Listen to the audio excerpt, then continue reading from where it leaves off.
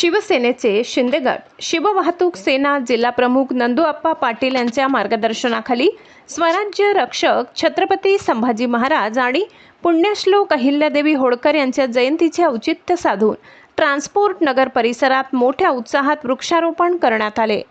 पर्यावरणाचे रक्षण आणि महापुरुषांच्या स्मृतींना उजाळा देण्याच्या उद्देशाने हा उपक्रम राबविण्यात आला।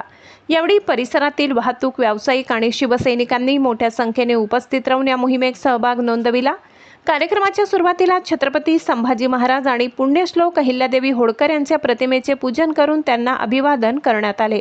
यावेळी बोलताना नंदूअप्पा पाटील म्हणाले की महापुरुषांचे विचार आणि त्यांनी दाखवलेला मार्ग आपल्या सर्वांसाठी प्रेरणादायी आहे।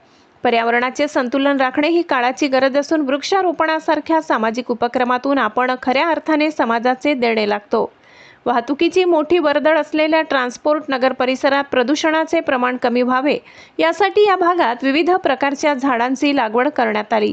केवळ वृक्षारोपण करून न थांबता या झाडांच्या संवर्धनाची आणि त्यांना जगवण्याची जबाबदारीही शिववाहतूक सेनेच्या कार्यकर्त्यांनी घेतली आहे।